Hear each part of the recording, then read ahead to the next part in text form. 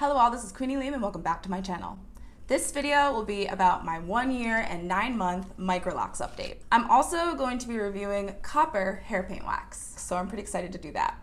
Last time I tried blonde, and this time I'm trying like gingery reddish copper. So I'm excited to compare the two and see which color is best on my skin tone. So you guys can help me out and let me know in the comment section below. So first I'm gonna start by doing my Microlocs update. So first we're gonna talk about dryness. I have still not experienced any dryness, but I do have a friend who has Microlocs. I started her grid, but I didn't start her locks. But she said that she would be willing to come and talk about how she combated dryness with her Microlocs. I think as of right now, she's 4 months locked. She didn't use the interlock method, she used 2-strand twists, but I think her hair is taking it really, really well because her hair is so tight.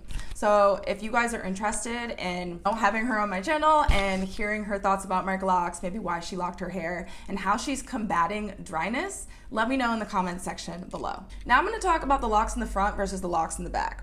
As you can see, my hair looks different from the last time I updated you guys, but I would still say that these some of the locks in the front are pretty locked. Like, I don't know if it's gonna do much better than that, but you notice down here, they're barely locked at all, but it's more locked up here. So I have a lot of locks that have been doing this in the front. So yeah, down here, not locked at all. Up towards the top, more locked. And then as always, these locks in the back, these juicy locks in the back are like just doing their thing since they have since the beginning. They're not as elastic as the ones in the front, and they're chunky. They started budding around here, and now the bud is traveling farther up the lock. So that's been the pattern with my locks from the jump. The ones in the front have not been maturing as fast as the ones in the back. And I think that's due to multiple things, but I think also, as you notice, the ones in the front look more like the ones in the back now, and I think that's because of a couple things. One, I have not been stretching my hair when I run. I just throw it up in a bun, and I haven't really been putting my hair in any stretch styles. So that's keeping my hair from like getting super stretched out. I've also been spraying my hair with water like every morning religiously, like in the front, specifically down here in these little locks. And I think that's been helping. Also, when it comes to my wash routine, I have been doing something markedly different as of like 4 weeks ago. Before, I had been washing my hair with my hair out and loose, but then immediately after putting it into some tight braids. I'm no longer doing that. Now I'm just washing my hair out and loose and then letting it dry out and loose. And I think that's why you're seeing the volume that you now see and why the locks in the front are starting to look more like the locks in the back. 1 year and about 8 months is when I started just completely getting rid of braiding and banding. And that really talks about what I think is one of the biggest changes from all my other videos, is that my hair has a lot more volume, just like a lot more. And I think because my hair is going to continue to shrink, that the volume is just gonna keep happening. So if you ever see a video by Bindi J Marc, she talks about like the optimal amount of locks that you want. Because I think after she made this video after she became a Sisterlock technician, if I'm not mistaken. She talks about how if you already have super thick hair, having a lot of locks is going to like really amplify the amount of volume that you have when your hair is finally locked, and I 100% agree. And I like that personally because I'm the one that's maintaining my hair. As I said, I've gotten much faster with doing my hair, so it's really like just me that has to deal with how long it takes. And I also don't have to pay anyone to do my hair at all. So it doesn't bother me. But if you're a person who has really thick hair, you're considering doing your own Microlocs, but you're not the person that you plan on maintaining your hair. Maybe you wanna like go to a shop and have somebody else handle it. I would definitely say have a lot less locks than me. I have, even now, after cutting off some locks and combining some locks, I still have probably at least over 600 because I started with like 670, give or take. So I don't think that I've combined or cut off that many, so I probably still have over 600 locks. And as you can see, my hair is very thick. So I would definitely not recommend this if you plan on going to get your hair done. I got my hair done by one woman. She was super fast, and it took her 5 hours, but she was like trained, and she went fast.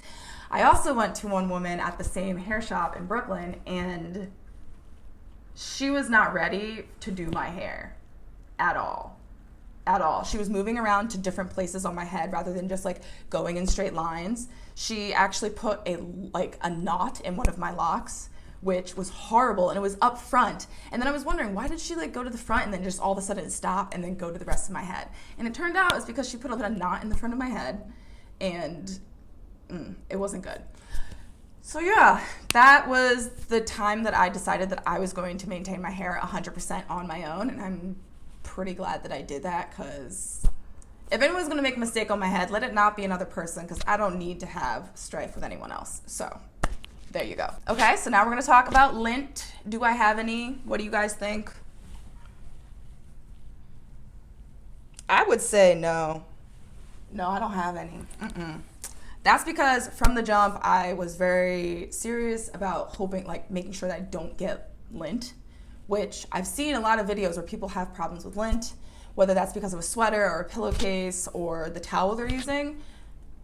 I think locks look best when there's as little lint as possible. Some people thwart that by dyeing their locks. I would say also, why not do some preventative measures? I have a silk pillowcase on each one of the 3 pillows that I have on my bed.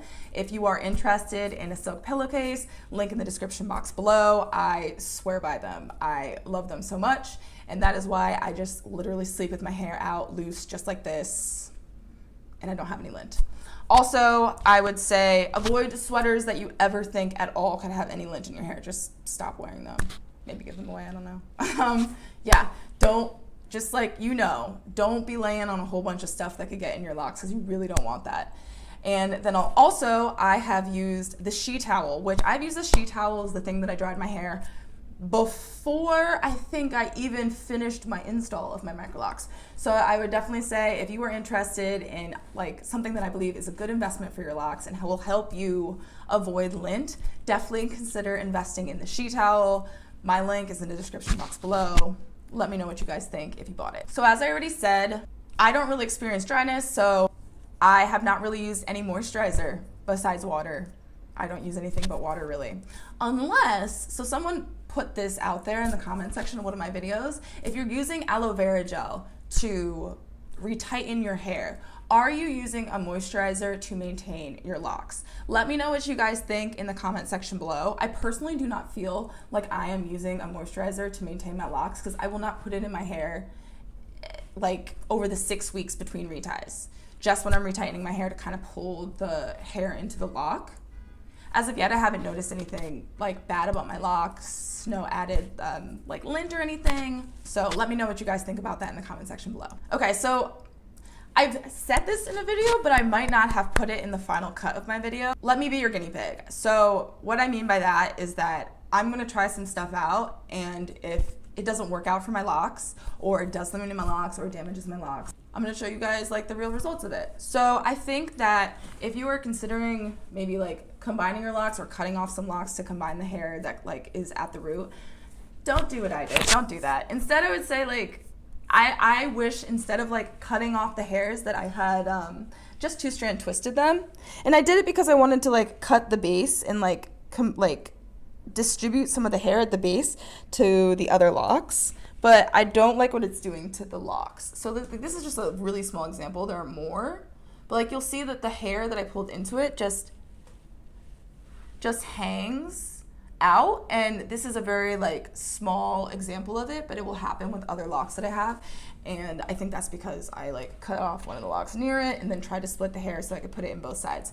Next time, or if I ever feel like I need to combine anything going forward, I'm just gonna 2-strand twist. So yeah, there you go. Also, I just want to show you some like little things that I've noticed about my locks, some things that I like don't necessarily like. So another thing that I would say is that don't go super long between reties, and this is an example of why. So as you see here, like there's some really thin points on 2 of these locks, like right here, super thin. And I think that was like from the beginning of the summer maybe, or like it's sometime in the spring when I went super long between retightenings, and that led to this. I don't know what I'm gonna do. If you guys have any tips for what I can do to solve this, please let me know. I was thinking, so I did keep the locks that I cut off from other parts of my hair. So I don't know, maybe I can like use that hair to like re-thicken that part. If you guys have any tips, please let me know in the comment section below.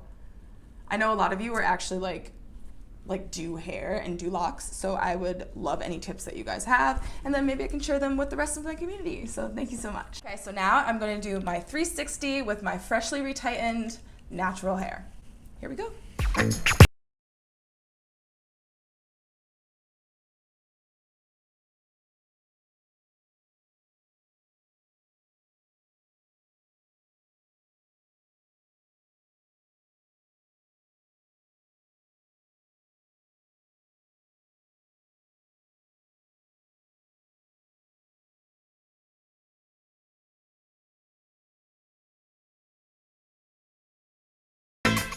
Okay guys, so now I'm going to try on the Mofajang copper hair paint wax. Okay, let's do it.